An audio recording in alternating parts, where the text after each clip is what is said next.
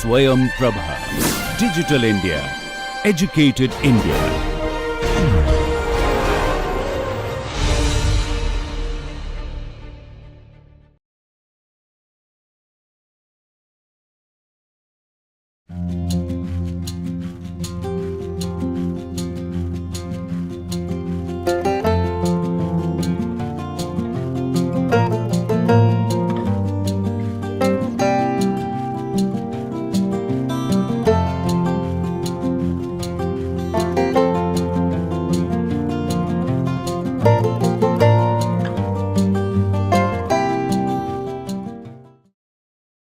Welcome to lecture 3.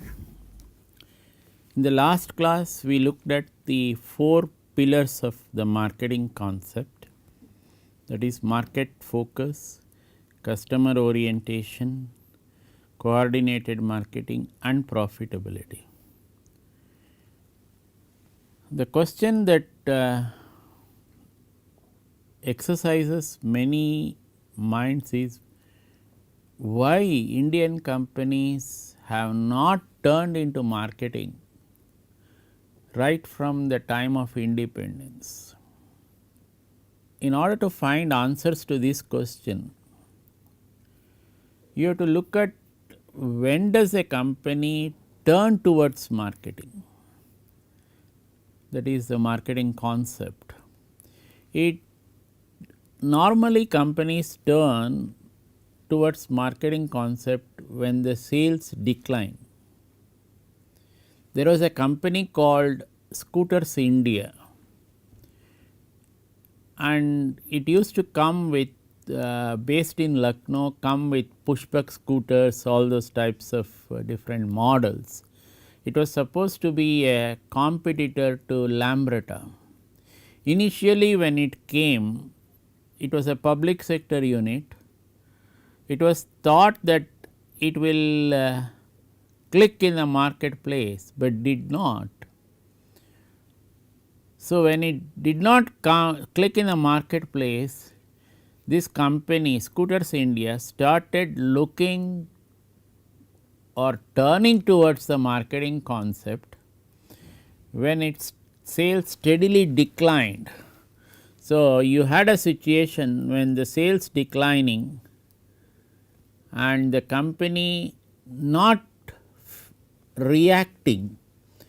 This company again another example, slow growth, failure to react, sales have declined, the company turns towards marketing.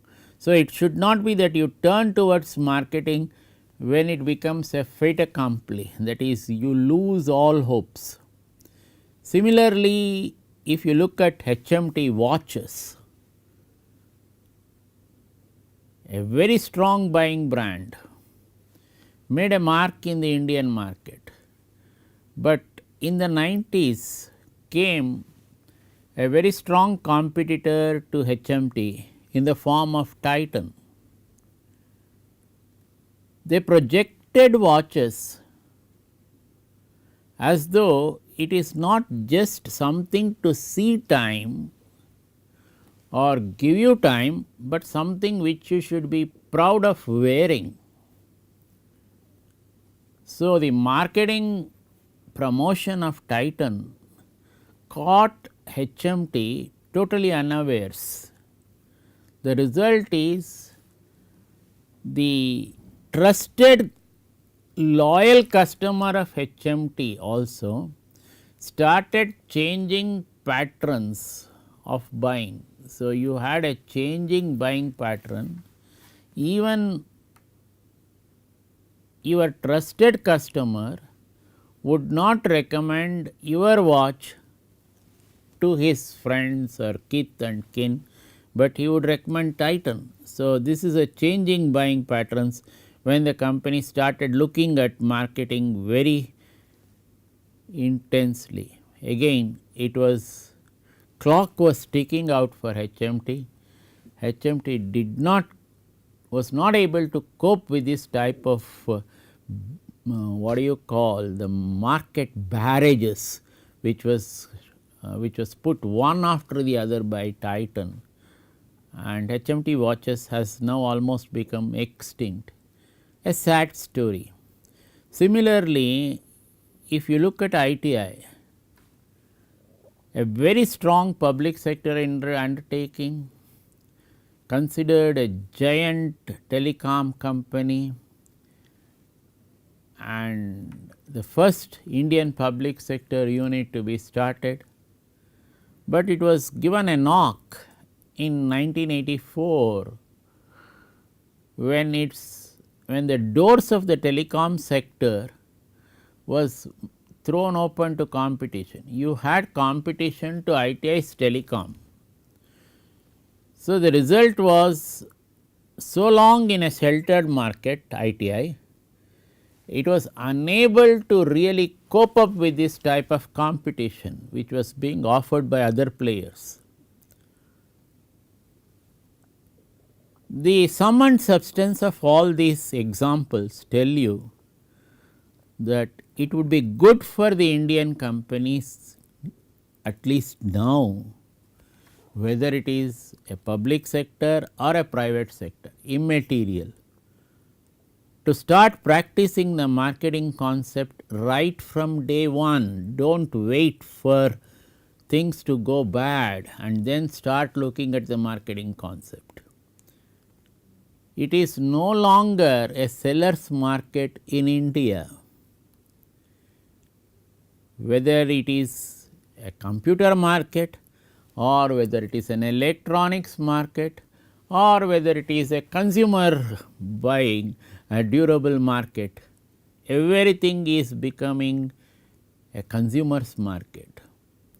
Consumer is having lot of choices, and when he has lot of choices, he can always take a decision which is most favorable to him, whether it is with respect to product features, whether it is with respect to prices, whichever is the one which he would like to exercise. So, the result of all this is that the present day Indian market has become fiercely competitive, and any company which enters this market right now, it has to tune into marketing concept right from day one, can't wait for things to go bad. And you cannot keep on complaining that the market expenditure has increased. You can start controlling the market expenditure when you look at marketing concept right from your inception. In other words, you can rationalize the marketing expenditure. This was one of the problems which was faced by a state run company like the National Textiles Corporation. The serious problem it faced was increasing market expenditures. When market expenditure started bloating up, it was not able to really contain this expenditure. The result is NTC buckled. So, any of these things which is going to happen is going to have a demoralizing effect on the organization itself. Take the HMT's case, take the ITI's case, take the Scooters India's case, or take the National Textiles Corporation case. Now, what these companies have failed, that is failed to turn to the marketing concept right from the beginning, the private players who have come in, they have turned in right from the beginning to the marketing concept. Example is that of Reliance. Take your Jio Telecom. It is giving such a stiff competition to BSNL. The telecom experts feel that BSNL days in Indian market are numbered. It is really sad. if BSNL itself is getting gobbled up by this type of competition, you can imagine what will happen to other public sectors which are still somewhat surviving. So, this is what can happen to a company when marketing becomes very fierce. If you do not turn towards the marketing concept, your very survival will be at stake. So, it is likely that the organization may become extinct, which has happened to many of the public sector undertakings. So, this is what the imperative is in the present day circumstances to turn towards marketing. But in a government setup, you may find that when you want to turn towards marketing, you may face organized resistance from other departments. Why does this organized resistance come? The other departments, especially the production department, may start thinking that this marketing department is becoming more and more prominent at the expense of the production department. That is, the production department produces, the marketing department takes the credit, but not really so. If you look at the marketing concept, you cannot produce something which is not required by the market. Most of our public sectors were producing products which were run of the mill, that is, there was no upgradation in technology, there was no eye to the customer's requirements. So, these products were thought of sometimes in the 50s or the 60s.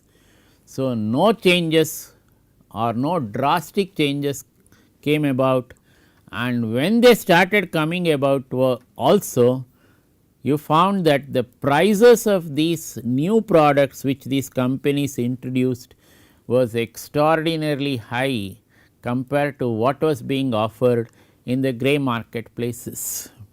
So, this is in other words, you have organized resistance from other departments, and a case like ITI, the example of the slimline telephone, it is slow learning. You are not picking up what is the pricing which is existing in a marketplace. When you are not picking up what is the pricing which is existing in the marketplace, you find that your end consumer base is getting shrunk, and when your end consumer base is getting shrunk, it is striking at your very survival. This is also what happened if you look at ITI. Many times most of our public sectors make this mistake of forgetting the target market. What is your target market? And you should never do that. And when there is a target market, you should know how to satisfy it. In other words, what is in the present day circumstance is what is imperative for the public sector undertakings is to look at customer relationship management through the eyes of a binocular. You never looked at it earlier the way you should have. Now, it is imperative for you to look at customer relationship management through the eyes of a binocular. Now, try to satisfy the customer. So, keep in touch with the customer. You have sold a consumer durable to him, let us say, you do not forget him as soon as this durable is sold. You keep in regular contact with him. Find out how is your product doing, is he satisfied, does he want something more, how can it be serviced better, all those types of questions which the consumer might have, you should try to answer. Okay. So, if you look at the way marketing has really gone about, you see this in this particular slide. If you look at the up to the 20s, the evolution of marketing in India, it was a colonial system. We used to import, and what is the type of practice we used to adopt? We used to supply against indents, that is, there must be a specific indent, that is, a customer must make a specific request, then only the supply will take place. So, what are the institutions which are likely to become prominent in this type of an environment? It would be the supply institutions. Now, look at 20s to 40s.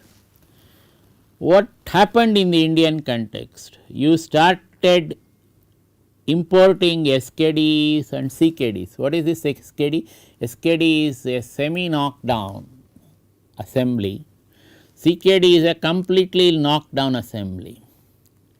So, when your product was in the SKD or the CKD state, what were the local units doing? That is the Indian units. The Indian units used to do local assembly of the products. The result was the type of practice that was being adopted was you booked your orders, that is, a customer used to book his orders through the distributors. So, the institutions which became prominent were the sales institutions and the distribution institutions. So, sales plus distribution started becoming prominent. What happened after the 40s? For the first time, we had in India an early local manufacturing with foreign inputs. So, you started having your own manufacturing units, but with foreign inputs. So, the aircraft industry is one example where you first had the aircraft industry in Walchand Nagar, then the Hindustan Aeronautics in Bangalore, with whose inception the Institute of Science was also closely associated. So, the result was you had the selling and the redistribution practices becoming prominent. The result was you had a sales institution, you had a redistribution institution becoming prominent, sales plus redistribution. From the 50s to 70s, what happened? We had emergence of multiple manufacturing units, that is, you had exclusive stockists having their own sales force promotion, that is, we had products from Indian industries and these products were being sold by their own sales force with their own promotion mechanisms. So, the result was you had sales plus redistribution, inserted into the middle was the promotion. You had a sales, you had a promotion plus the redistribution. All these three institutions became very prominent. Between 70s and 80s, what happened? We had the emergence of competition, we had the delicensing of brands, we had unrelated diversification, that is, not related to the core line or not related to the core of the unit. So, you had differentiation. Example of this is HMT itself. When it started, it was in the machine tools business, then diversified unrelated into watches with inputs from Citizen of Japan. So, the result was the practice was differentiation.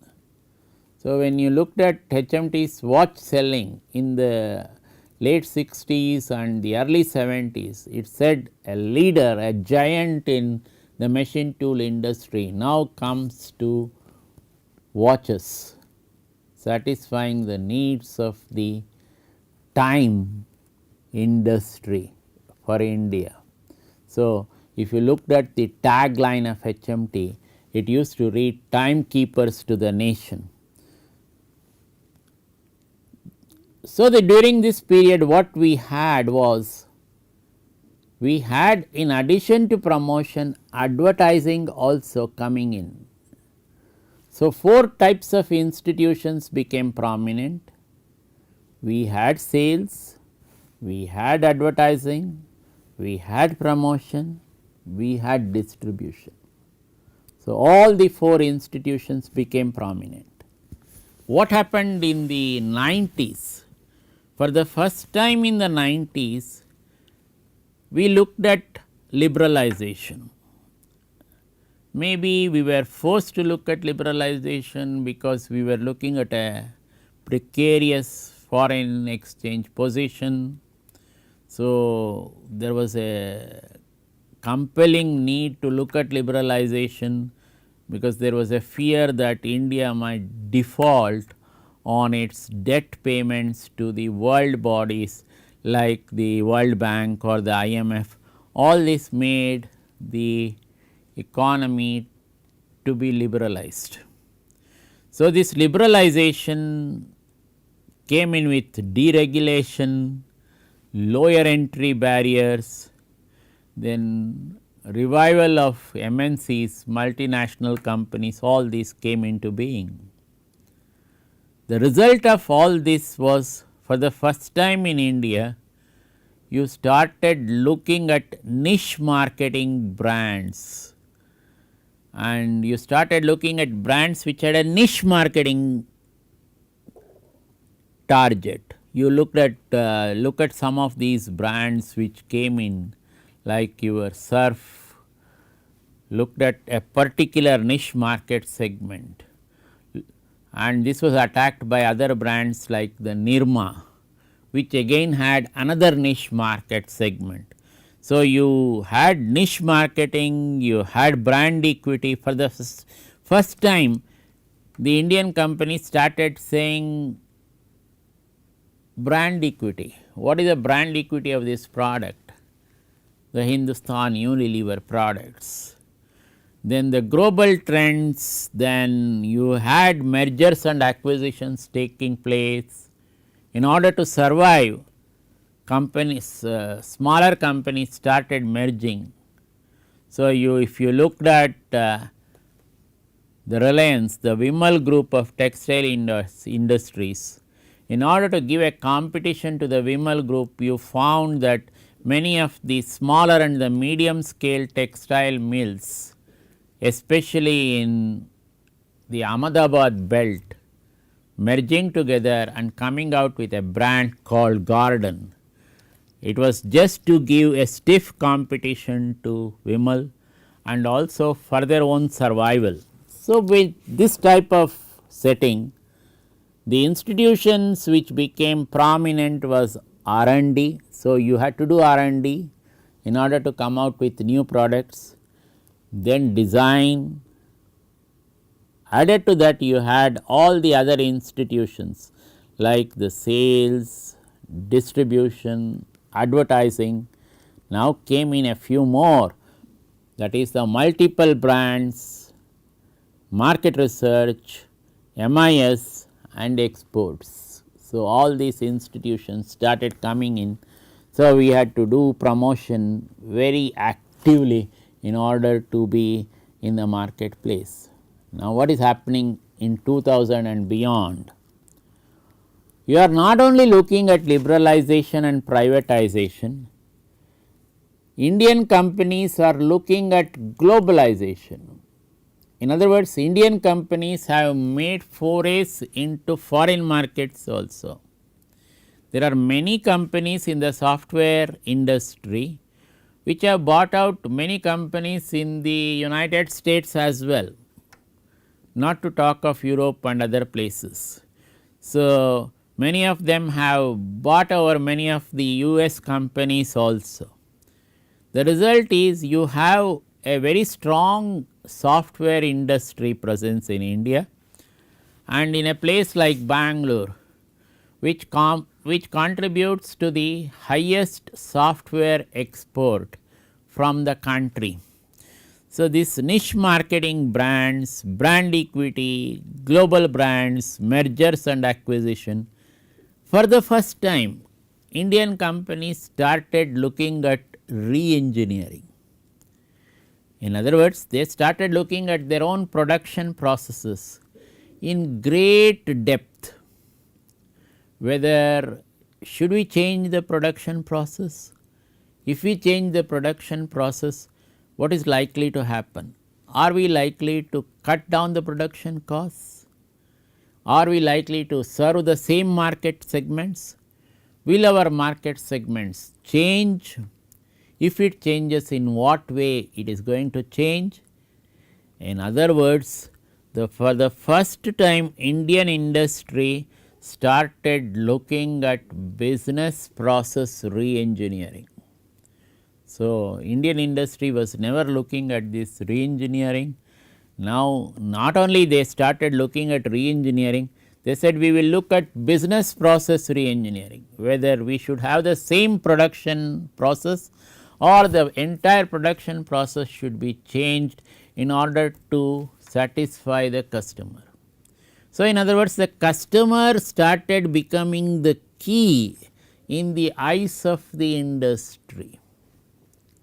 So, this is how this whole concept, the evolution of marketing concept in India has traversed right from the 20s down to what we are in the present setup.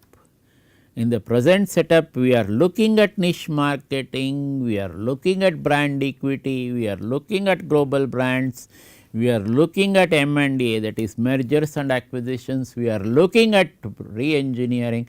Companies are looking at business process re-engineering, and BPR has become an important tool in the changing marketing sphere in the Indian context.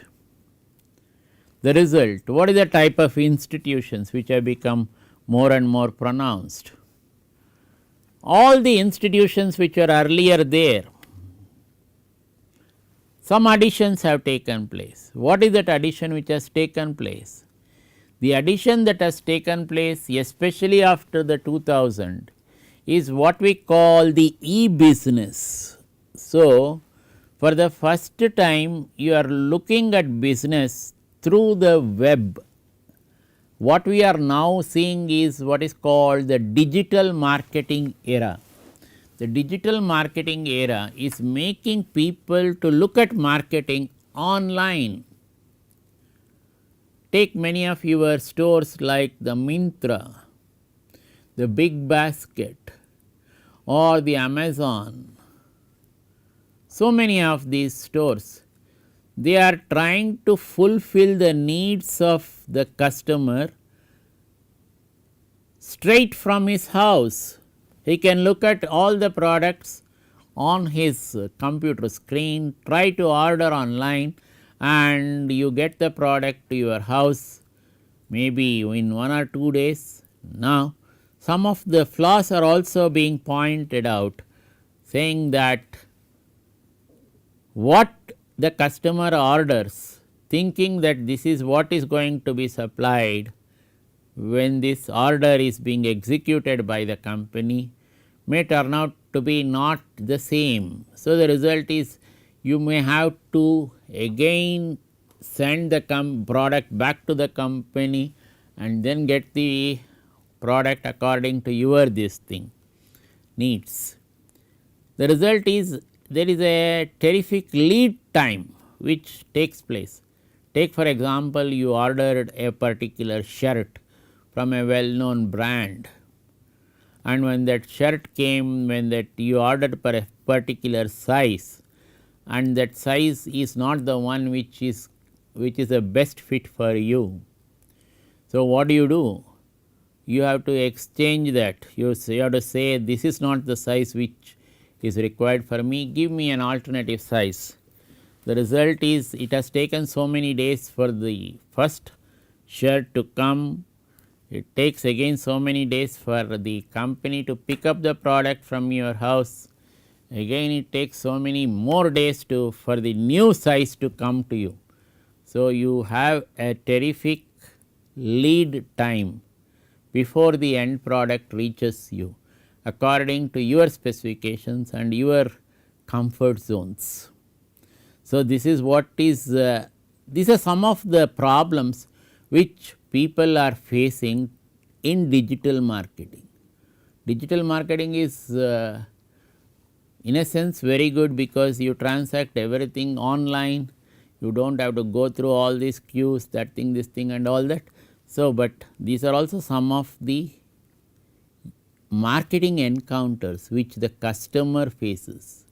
So, you may not get many times the product in the first instance itself according to your requirements. So, the result is you may have to go through a stage where lead time, a precious lead time, you have to be, it will be sacrificed. That is, if you wanted the product immediately, you may not get it immediately according to your requirements. There is a lead time in the product. But anyhow, still there is a digital economy in place. For some of the simple things, this digital economy can work. So, and you do not have to greatly bother about your consumer requirements, because these requirements may be very general and it will be more or less satisfied. Okay. So, take for example, your online banking. You want to transfer money from one account to the other. The digital banking system allows you to transfer this money from your account to another account in the comfort of your home. So, in other words, what is happening? Earlier what we thought was marketing has undergone a sea change. The result is we are looking at what is called the meta marketing framework. The meta marketing framework is what we are looking at right now. If you see the meta marketing framework, you have the marketing insight, you have the focus, you have the strategic intent and you have the innovation, three things coming into being.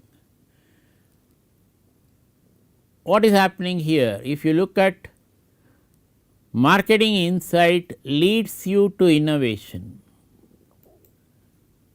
This innovation leads you to a better market focus and a better strategic intent.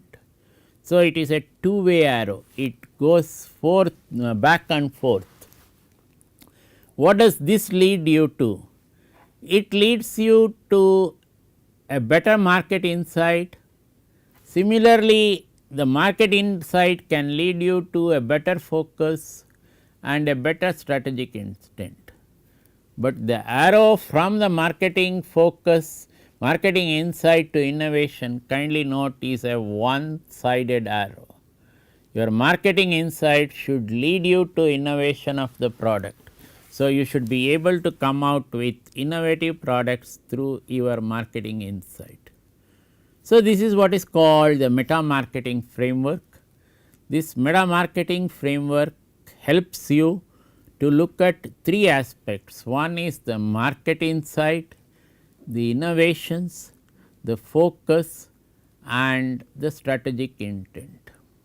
And this is a very important marketing framework in the present day Indian context.